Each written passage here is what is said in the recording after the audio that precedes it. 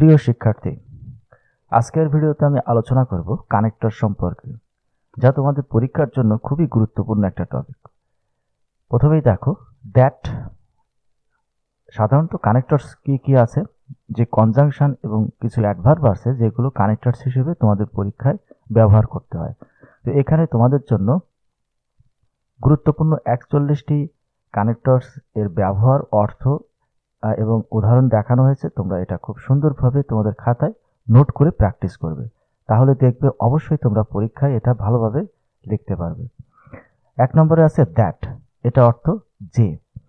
এই দ্যাট আমরা সাধারণত দুইটা ক্লজকে যুক্ত করার জন্য, একটা সাবঅর্ডিনেট ক্লজ যেটা থাকে সেটাকে যুক্ত করার জন্য এই দ্যাটটা ব্যবহার করি। আরেকটা সময় তোমরা ব্যবহার করতে পারো হুইচ এর পরিবর্তে অনেক সময় দ্যাট ব্যবহার করা যায়। তো এইটাই দেখো মূলত সাবঅর্ডিনেট ক্লজ মানে সাহায্যকারী যে ক্লজটা থাকে শুরু করতে ব্যবহৃত হয় কোনো ঘটনা বা তথ্য প্রকাশের জন্য। যেমন আমি জানি যে তুমি তাকে সাহায্য করবে, I know that you will help him, বা সাহায্য করেছে, ইউ হ্যাভ হেল্প হিম। সে বলল যে সে ক্লাসে আসবে না, he said that he won't come to class বা would not come to class. অর্থাৎ এইখানে দেখো know that, said that, realise that, এরকম কিছু ক্লজের জন্য আমরা এই দ্যাটটা ইউজ করে থাকি। এরপরে দো অলদো। এই দো অলদোটা কখন ব্যবহার করবে? দো অলদো একই, তুমি যে কোনো একটা পরীক্ষায় লিখতে পারো। এর অর্থ হলো যদিও। খুব গুরুত্ব দিয়ে এটা খেয়াল করবে, দুটি বিপরীত ধারণা বক্তব্যকে যুক্ত করতে এটি ব্যবহৃত হয়। আমি একটু ভালোভাবে বোঝাই। যদি কোনো কথা ভালো হয়, তার ফলাফল খারাপ আসে, তাহলে সেটা দো দ্বারা প্রকাশ করতে হবে। যেমন যদিও সে বেশি পড়ে কিন্তু ফেল করে। সাধারণত বেশি পড়লে পাশ করার কথা, কিন্তু পড়ে বেশি ফেল করে। কঠোর পরিশ্রম করে সফল হয় না। এরকম একটা ভালো বললে তার খারাপ ফলাফল আসে যদি, তাহলে দো অলদো ব্যবহার করবে। আবার এমনও হতে পারে যদিও সে কম পড়ে কিন্তু পাশ করে। এই যে যদিও কথাটা দিয়ে তোমরা এই দো এর ব্যবহার করতে পারো, যে পাশ কম পড়লে কিন্তু পরীক্ষায় ফেল করার কথা, কিন্তু তারপরে সে ভালো রেজাল্ট করে, এক্ষেত্রে দো অলদো আসবে। অর্থাৎ একটি পজিটিভ কথা বললে তার নেগেটিভ ফল আসলে দো অলদো, বা নেগেটিভ কথা বললে পজিটিভ ফল আসলে তার দো অলদো ব্যবহার করতে হবে। যেমন যদিও সে অসুস্থ তবুও সে পরীক্ষা দিয়েছে। অসুস্থতার কারণে কিন্তু তার পরীক্ষা দেওয়ার কথা না। যদিও সে অসুস্থ, তাহলে এখানে দেখো অলদো বা though he is sick he took the exam. He was sick, এখানে ওয়াজ হওয়ার কথা ছিল। যদিও বৃষ্টি হচ্ছে আমরা বাইরে যাব, দো it is raining we will go out. দেখো এখানে বৃষ্টি হলে সাধারণত বাইরে যাওয়ার কথা না, কিন্তু আমরা বাইরে যাব। এই যে পজিটিভ নেগেটিভ মিলিয়ে যে সেন্টেন্সগুলো তৈরি করা আছে, এর ক্ষেত্রে তোমরা দো অলদো ব্যবহার করবে। এরপরে হু, যে, যিনি বা যারা। সাধারণত রিলেটিভ ক্লজে এই হুটা তোমাদের ব্যবহার করতে হবে। দেখবে যে পার্সনের সাথেই একটা ব্ল্যাঙ্ক দেওয়া থাকবে এবং তারপরে একটা ভার্ব থাকবে। সেক্ষেত্রে তোমরা হু ব্যবহার করতে পারো যদি আর একটা ক্লজ পরে দেওয়া থাকে, না হলে একটা সাধারণ অ্যাডভার্ব আমাদের ব্যবহার করতে হয়। যেমন ব্যক্তি বা জীবিত কিছুর ব্যাপারে বেশি তথ্য দিতে ব্যবহৃত হয়। এখানে শুধু ব্যক্তির কথাটা তোমরা খেয়াল রাখবে, কারণ প্রাণীর কথা আসলে হুইজ ব্যবহার করতে হবে। উদাহরণটা দেখো, ছেলেটি যে ক্লাসে দেরি করে আসে সবার প্রিয়। The boy who comes late to close is everyone's favourite. দেখো দ্য বয় কামস লেট একটা clause, the boy is everyone's favourite এই একটা ক্লজ। এই দুটো ক্লজকে যুক্ত করার জন্য যে পার্সনটা আছে তার পরিবর্তে হুটা ব্যবহার করা হয়েছে। এখানে হু রিলেটিভ ক্লজ হিসেবে ব্যবহৃত হয়। তাহলে প্রশ্নে তোমরা কিভাবে দেখতে পাবে? দেখো দ্য বয় কামস লেট, এখানে একটা কামস থাকবে এবং এর পরে আরেকটা ভার্ব থাকবে। এখানে এই জাতীয় সেন্টেন্সের ক্ষেত্রে হু ব্যবহার করবে যদি সেটা পার্সন মানে ব্যক্তিকে বোঝায়। যদি প্রাণী বা বস্তু হয় তাহলে সেটা হুইজ আসবে, সেটা পরে তোমাদের দেখাবো। এরপরে দেখো, শিক্ষিকা যিনি আমাদের ইংরেজি শেখান খুব ভালো মানুষ। The teacher who teaches us English is very kind. The টিচারের পরিবর্তে এখানে হু ব্যবহৃত হয়েছে। এটা পরীক্ষায় তোমরা অবশ্যই দেখবে যে এখানে ব্ল্যাঙ্ক দেওয়া থাকবে এবং পরে ভার্ব থাকবে দুইটা। এই ক্লজ দুটো যুক্ত করার জন্য হু ব্যবহার করতে হবে। এরপরে অ্যাজ, সিন্স, বিকজ। দো অলদো এর ঠিক অপোজিট কথাটা এখানে থাকবে। যদি ভালো কথা হয় তাহলে ভালো ফল, যদি খারাপ কথা হয় তাহলে খারাপ ফল আসবে। এই কারণে আমরা অ্যাজ, সিন্স ব্যবহার করব যে কোনো একটা, যেহেতু বা কারণ অর্থে এটা প্রকাশিত হয়। কারণ প্রদর্শনের জন্য এটা সাধারণত ব্যবহার করা হয়। যেমন যদি সে বেশি পড়ে তাহলে পাশ করবে, যেহেতু সে পড়ে সে পরীক্ষায় পাশ করে, সে পড়ে না পরীক্ষায় ফেল করে। এটা কিন্তু স্বাভাবিক ঘটনা। এই স্বাভাবিক ঘটনাকে প্রকাশ করার জন্য অ্যাজ, সিন্স, বিকজ। কিন্তু যদি একটা পজিটিভ নেগেটিভ হতো তাহলে দো অলতো ব্যবহৃত হতো। যেহেতু তুমি আমাকে ডাকলে আমি চলে এলাম, as you called me I came. দেখো এখানে ডাকার কারণেই আমি চলে আসলাম। কারণ তুমি কঠোর পরিশ্রম করেছো, তুমি সফল হয়েছো। অর্থাৎ তুমি সফল হওয়ার কারণ কি? তুমি কঠোর পরিশ্রম করেছো, বিকজ ইউ ওয়ার্কড হার্ড। এখানে অ্যাজও ইউজ করা যেতে পারে, ইউ সাকসিডেড। এরপরে হুইচ বা দ্যাট, যা বা যেটা। বস্তুর বিষয়ে অতিরিক্ত তথ্য দেওয়ার জন্য এখানে বস্তু বা প্রাণী, তোমরা প্রাণীটাও উল্লেখ করে রাখবে। বইটি যা তুমি আমাকে দিয়েছো খুব সুন্দর। The book which you gave me is very beautiful. The book is very beautiful which you gave me. অর্থাৎ এই হুইচটা ব্যবহৃত হবে কার জন্য? এই যে আগে যে বস্তু বা প্রাণী থাকবে তার জন্য হুইচটা ব্যবহার করতে হবে। The car which I bought is broken. এই সেন্টেন্সটা অন্যভাবেও থাকতে পারে। I have bought A car which was red বা হুইচ ওয়াজ বিউটিফুল। এরকম সেন্টেন্সেও এটা থাকতে পারে। অর্থাৎ হুইচটা বসবে এর আগে যে বস্তু বা প্রাণী থাকবে সেটাকে নির্দেশ করার জন্য। এটাও রিলেটিভ ক্লজ হিসেবে ব্যবহৃত হয়। এরপরে দেখো লাইক। লাইক মানে মতো বা যেমন। তুলনা বা উদাহরণ প্রদর্শনে এটা ব্যবহৃত করা হয়। যেমন সে সিংহের মতো সাহসী, he is brave like a lion. আমি তোমার মতো একজন ভালো বন্ধু খুঁজছি, I am looking for a good friend like you. এই লাইকটা প্রিপোজিশন হিসেবে কাজ করে অনেক সময়, কিন্তু এখানে দেখো তুলনার ক্ষেত্রে এটা ব্যবহার করা হয়েছে। এটাও কিন্তু প্রিপোজিশনের কানেক্টরস হিসেবে কাজ আছে। ইনক্লুডিং সাধারণত সহ বা সাথে বোঝাতে এটা ব্যবহৃত হয়। যেমন কোনো বিষয় বা অংশকে অন্তর্ভুক্ত করতে আমরা ইনক্লুডিং বলে থাকি। এটা কিন্তু ইনক্লুডিংটা অ্যান্ড এর মতোই কাজ করে।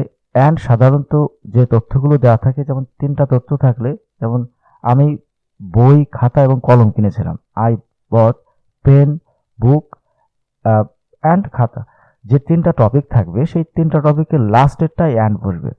কিন্তু যদি থাকে আগেই কোনো একটা টপিক বলে তারপরে আবার সাথে আর একটা কিছু নেওয়া, এরপরে আরো কিছু তথ্য থাকবে, তখন কিন্তু ইনক্লুডিং ব্যবহার করতে হবে, অ্যান্ড আগে ব্যবহার করা যাবে না। যেমন এই প্যাকেজে খাবার সহ পানীয় আছে, এর সাথে this package includes food including drinks. অর্থাৎ ফুড অ্যান্ড ড্রিঙ্কস এটা কিন্তু আলাদা তথ্য দিচ্ছে, এই জন্য ইনক্লুডিং, সাথে আবার ড্রিঙ্কসও আছে। আমরা সবাই, আমি সহ একসঙ্গে বেড়াতে গিয়েছিলাম, we all including me went on the trip together. তাহলে ইনক্লুডিংটা ব্যবহৃত হবে সাথে আর একটা কিছু থাকা অর্থে including. Not only but also, শুধু এটাই নয় আর একটা বোঝাইতে এটা ব্যবহৃত হয়। যেমন 2টা বিষয়কে জোর দিয়ে প্রকাশ করতে। উদাহরণটা দেখো, সে শুধু তাই নয় ভালো ছাত্র, মানে সে শুধু ভালো ছাত্রই নয়, একজন দক্ষ খেলোয়াড়। He is not only a good student but also a skilled player. অর্থাৎ 2টা সাথে যদি একটা কিছু করে তার সাথে আর একটা করা বোঝায়, তখন নট অনলি বাট অলসোটা ব্যবহৃত হবে। এখানে অনেক সময় বোথ অ্যান্ড বসতে পারে। This book is not only educational but also entertaining. অর্থাৎ শুধুমাত্র শিক্ষামূলকই না, এটা বিনোদনেরও, অর্থাৎ মজারও। এরপরে হোয়েন। হোয়েন অর্থ হচ্ছে যখন। এটা রিলেটিভ ক্লজের ক্ষেত্রে ব্যবহৃত হয় সময় বা কোনো নির্দিষ্ট মুহূর্ত বোঝাতে। যেমন আমি ঘুমাই যখন বৃষ্টি হয়, I sleep when it rains. এটা 2টা ক্লজকে যুক্ত করে এবং সময় প্রকাশের জন্য এই হোয়েনটা ব্যবহৃত হয়। যেমন ব্যক্তির জন্য হু, বস্তু বা প্রাণীর জন্য হুইজ, তেমনি সময়ের জন্য হোয়েন এবং স্থানের জন্য হোয়ার ব্যবহার করতে হয়। আমরা খুশি যখন পরীক্ষা শেষ হয়, we are happy when the exam ends. এরপর সো এবং দেয়ারফর, খুব গুরুত্বপূর্ণ একটা কানেক্টর, যা পরীক্ষায় প্রায় 90 ভাগই পরীক্ষায় দেখা যায় যে এটা সো এবং দেয়ারফরটা থাকে। সুতরাং বা তাই প্রকাশের জন্য ব্যবহৃত হয়। এখানে সো, দেয়ারফর, দাস, মোরওভার সবই প্রায় একই। কারণ এবং ফলাফলের মধ্যে সংযোগ করতে এটা ব্যবহৃত হয়। সে কঠোর পরিশ্রম করেছে তাই সফল হয়েছে। He work hard so he succeeded. আমি অসুস্থ সুতরাং আমি বিশ্রাম নিই। I am sick so I am resting বা দেয়ারফর আই এম রেস্টিং। আবার অনেক সময় সরকারের কোনো কাজ পদক্ষেপ নিতে যখন করা উচিত, so government should take proper step বা শুড স্টপ ইট, এই সো ইউজ করা হয় সুতরাং বা তাই প্রকাশ করার জন্য। এরপরে বাট অর্থ কিন্তু, এই দো অলদো যেটা ব্যবহার করি আমরা সেটার ক্ষেত্রে শুরুতে যখন আমরা দো থাকে মাঝে কমা থাকে, সেই কমা স্থানে আমরা অনেক সময় বাটটাকে ব্যবহার করতে পারি। যেমন বিপরীত ধারণা বক্তব্য সংযুক্ত করতে এই বাটটা ব্যবহৃত হয়। আমি যেতে চেয়েছিলাম কিন্তু সময় পাইনি। I wanted to go but I didn't have time. এখানে আবার এমন হতো, though I didn't have time, I though I wanted to go but I didn't have time. না, এটা দেখো তোমাদের পরীক্ষায় যেভাবে থাকবে, আই ওয়ান্টেড টু গো, এইখানে ব্ল্যাঙ্ক থাকবে, I didn't have time.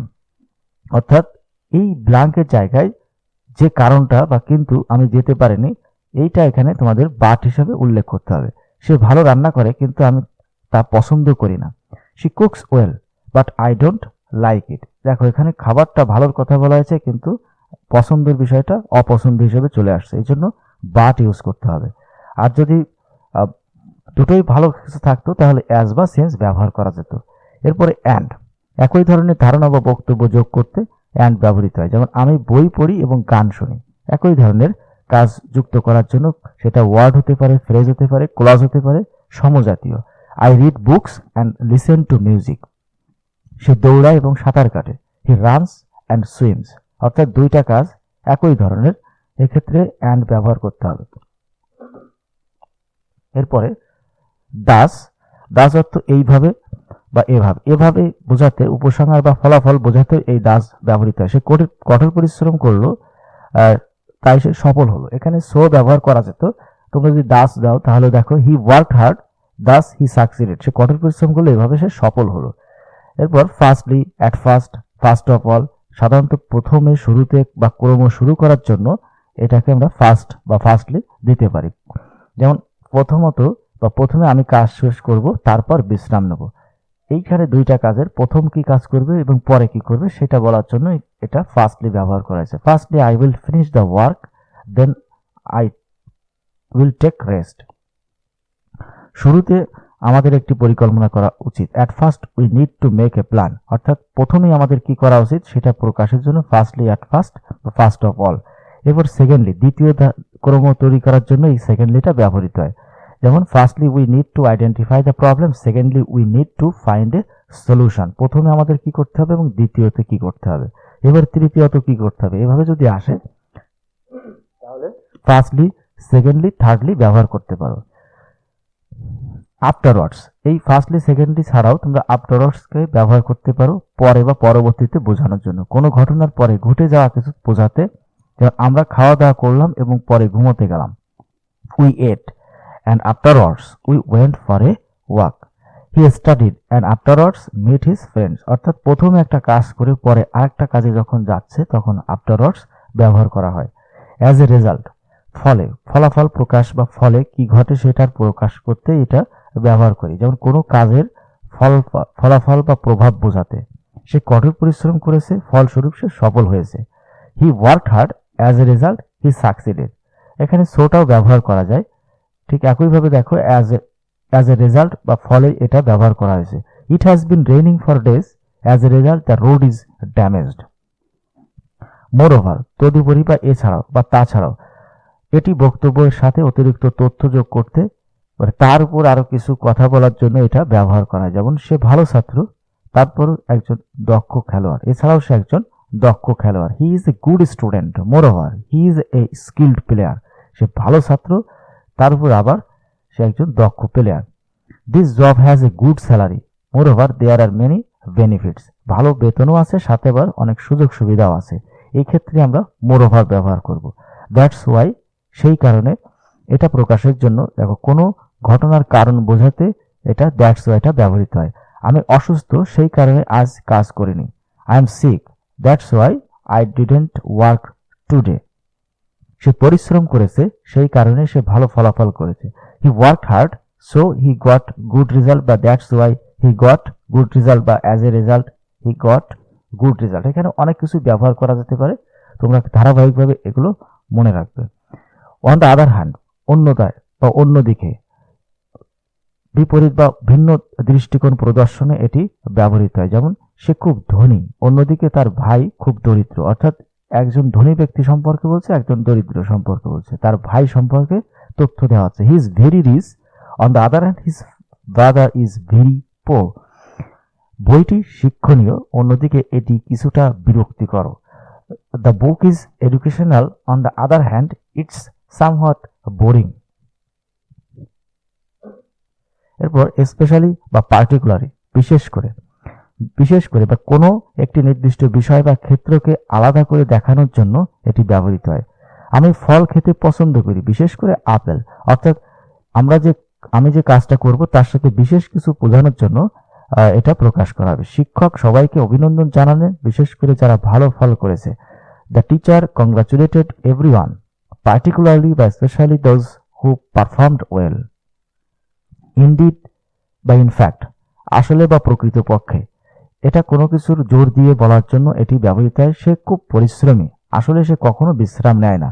He is very hard working, indeed he never rest.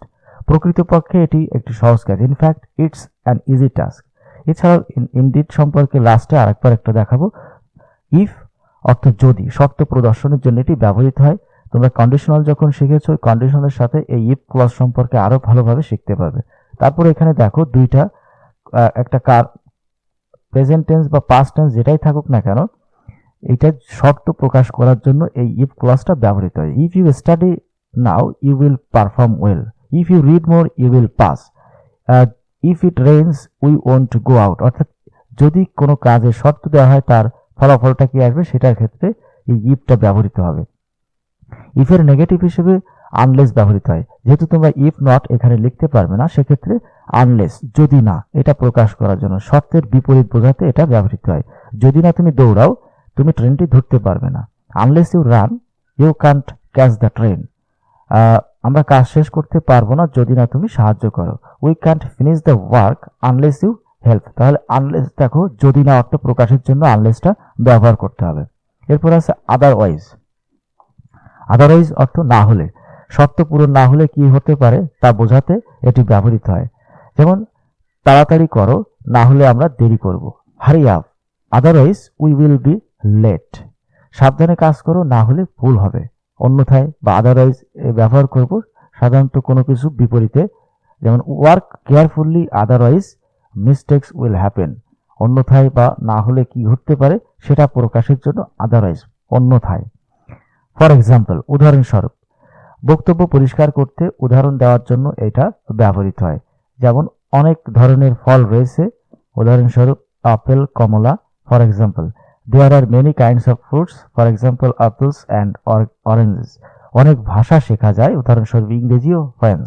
You can learn many languages, for example English and French. অর্থাৎ ইংরেজি বা ফ্রেঞ্চ ভাষার উদাহরণ হিসেবে এটা ফর এক্সাম্পলটাকে আমরা ব্যবহার করতে পারি। অ্যাট দ্য সেম টাইম, একই সময়, সমসাময়িক ঘটনা বোঝাতে এটা ব্যবহৃত হয়। যেমন আমরা একই সময়ে নাস্তা করেছিলাম। We were having breakfast at the same time. At the same time কখন ব্যবহার করবে? যখনই প্রকাশ পাবে যে একই সময়। ফর ইনস্ট্যান্স, যেমন কোনো বক্তব্যের উদাহরণ প্রদর্শনের জন্য, যেমন ফর এক্সাম্পলের জায়গায় ফর ইনস্ট্যান্স ব্যবহার করা যেতে পারে। You can learn various skills, for instance writing and drawing. Some animals run very fast, for instance cheetahs. অর্থাৎ উদাহরণস্বরূপ ফর এক্সাম্পলের জায়গায় ফর ইনস্ট্যান্স ব্যবহার করা যেতে পারে। অ্যাট লাস্ট বা লাস্ট অফ অল, কোনো ঘটনার পরিশেষ বা শেষ বোঝাতে এটা ব্যবহৃত হবে। দীর্ঘ প্রতীক্ষার পরে ক্রমানুসারে শেষ ধাপ বোঝাতে, যেমন শেষ পর্যন্ত আমরা যুদ্ধে জয়ী হলাম। At last we won the battle. Last of all everyone share there opinions. সর্বশেষে সবাই তাদের মতামত জানালেন। মেইনলি, এটা প্রধানত প্রকাশ করে, প্রধান বিষয় বা কারণ বোঝাতে এটি ব্যবহৃত হয়। সে প্রধানত অঙ্ক আর বিজ্ঞান পড়তে পছন্দ করে। He likes to study mainly math and science. Besides, তদুপরি বা এছাড়াও।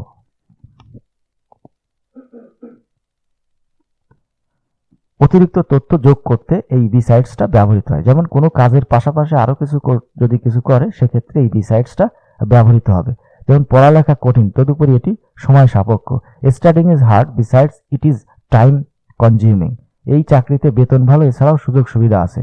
The job offers a good salary besides বা মোর ওভার দেয়ার আর পার্কস। অর্থাৎ এই সুযোগ সুবিধা আছে, এটাকে তথ্য আর একটু বেশি দেওয়ার জন্য বিসাইডসটা ব্যবহৃত হয়। হাউএভার, তবুও বা যাই হোক, বিপরীত ধারণা বা শর্ত বোঝাতে এটি ব্যবহৃত হয়। সে খুব পরিশ্রমী, তবুও সে সফল হয়নি। এখানে বাট ইউজ করা যায়। তারপরে he is very hard working but he did not succeed. আর যদি এখানে কমা থাকে তাহলে তোমরা হাউএভার ইউজ করবে। বৃষ্টি হচ্ছিল, তবু আমরা বাইরে গিয়েছিলাম। ইট ওয়াজ রেইনিং, এখানে কমা থাকলে তোমরা বাট ইউজ করবে না, সেক্ষেত্রে হাউএভার ইউজ করবে। We went outside, however we went outside. Even, এমনকি, কোনো বক্তব্যকে জোর বা অতিরিক্ত গুরুত্ব আরোপ করতে এটি ব্যবহৃত হয়। সে এমনকি ক্লাসে উপস্থিত না থেকেও ভালো নম্বর পেয়েছে। He scored well even without attending the classes. আমি এত ক্লান্ত ছিলাম যে এমনকি কথা বলতে পারিনি। I was so tired that I couldn't even speak.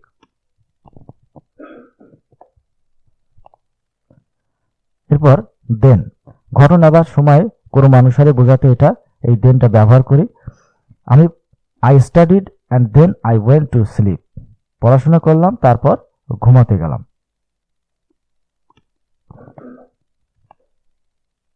Both and, দুটি বিষয়কে একত্রে বোঝাতে এটি ব্যবহৃত হয়। যেমন he is good at both sports and studies. অর্থাৎ বোথ অ্যান্ড, দুটো বিষয়কে একসাথে যুক্ত করার জন্য এটা ব্যবহার করতে হবে।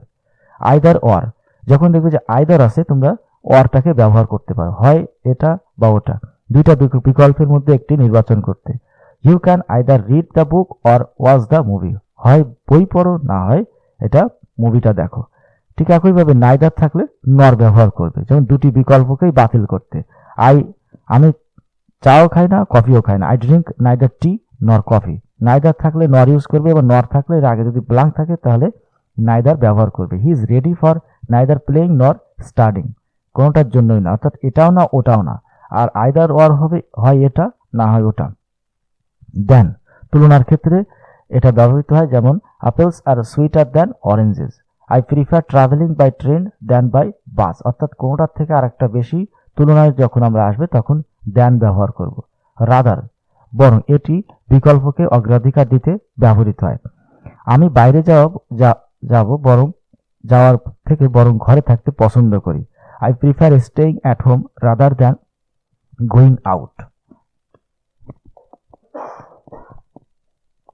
এরপরে ডিউ টু বা বিকজ অফ, এটা অর্থ কারণে। বৃষ্টির কারণে আমরা বাইরে যেতে পারিনি। We couldn't go out due to the rain. এই বিকজ অফ বা ডিউ টু যে কোনো একটা ব্যবহার করতে পারো। তার অসুস্থতার কারণে সে ক্লাসে আসতে পারেনি। হি couldn't attend the class because of his illness. এরপর ইনডিড বা ইনফ্যাক্ট, যেটা আগে দেখানো ছিল, শুধু এক্সাম্পলগুলো আরেকবার একটু খেয়াল করো। He is indeed very talented, এখানে ইনডিডটা শেষেও থাকতে পারে। হি is very talented indeed. It is a beautiful day indeed, প্রকৃতপক্ষে এটা একটা সত্যি বা সুন্দর একটা দিন। অর্থাৎ ইনডিডটা এখানেও থাকতে পারে বা শেষেও থাকতে পারে। আর ইনফ্যাক্টের ক্ষেত্রে ইনফ্যাক্ট সবসময় শুরুতে থাকে, যে প্রকৃতপক্ষে বাস্তবতা তুলে ধরার জন্য এটা ব্যবহৃত হয়। যেমন in fact he is younger than he looks, প্রকৃতপক্ষে তিনি দেখতে যতটা বড় মনে হয় তার চেয়ে ছোট। In fact I was planning to call you, আসলে আমি তোমাকে ফোন করার জন্য পরিকল্পনা করছিলাম। আশা করি তোমরা এই কানেক্টরসগুলো খুব ভালোভাবে শিখতে পেরেছো। পরবর্তীতে এই কানেক্টরস কিভাবে তোমরা প্যাসেজে ব্যবহার করবে আমি সেই সম্পর্কে ভিডিও তৈরি করে তোমাদের প্র্যাকটিস করা দেখাবো। আজকে এই পর্যন্তই, ধন্যবাদ সবাইকে।